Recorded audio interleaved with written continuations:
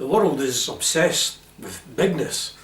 You won't have to look around today and you'll see buildings that are huge, like skyscrapers. People are obsessed with big bank accounts and they want big homes with 4 or 5 bedrooms in it with a big drive and a big garden at the back for the dogs and things. And then other people are obsessed with things like cars. They love cars. And so the bigger the car, the faster the car, the bigger they think it is. Sadly, that sort of mindset comes into the church as well at times, where people think they've got to own and worship in the biggest of buildings that they can have, where they could seat as many people as they can. Sometimes they think they've got to have the best song leaders or the best preachers. And this could sometimes creep into the church as well, because we want things bigger and better and bolder, as if we're trying to reach out to people with this bigness things. But really, when you think about it, it's not the big things that really make a difference, is it? It's actually the small things. You know, I've preached many sermons in my time and I've taught many Bible lessons, and I doubt very much if anybody remembers maybe 1 or 2 lines from each of those sermons. However, if I go out and do one good deed for somebody, I guarantee you that's going to be remembered. They're going to remember that one good deed. And so, when I think about Jesus in Matthew chapter 9 verse 41, when he talks about if you give a cup of water in his name, he says you'll certainly not lose your reward. And so, when you think about a cup of water, what is that all about? 1 cup of water? In Britain doesn't mean much, but you take that same concept to countries where it hasn't got water, and then you'll see a big difference.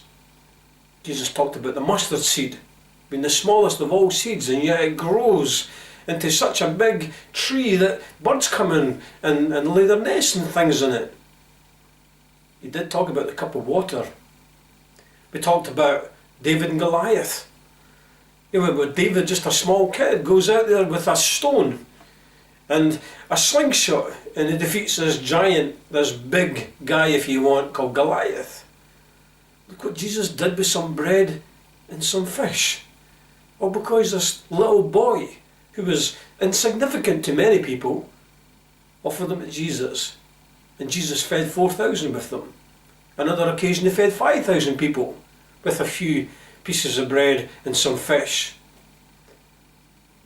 One of the most disturbing things about smallness is that Jesus talks about when you actually witness for other people and help other people. He actually says in Matthew, he says, you know, why don't you visit the sick? Visit those who are in prison. Why don't you give water to those who are thirsty and give clothes to those who are poor and need clothes? You know, are these big things? No, they're small things, aren't they? And so what I want to encourage you to do today is to think about the small things. Because it's the small things that make a big difference in people's lives. It's those small things, like taking a homeless person to the shop and buying them some food that's going to be remembered. It's those small things, like going into somebody's house and maybe doing some housework for them, is going to be remembered. It's those small things when people come in our assemblies and they're visitors, and it's the person who takes the time to say, welcome, are going to be remembered. It's the people who are making tea and coffee for us, are going to be remembered. It's the person who sits down next to a visitor and opens a Bible up for them and says, this is where the pieces of scripture is. Those are the things that's going to be remembered.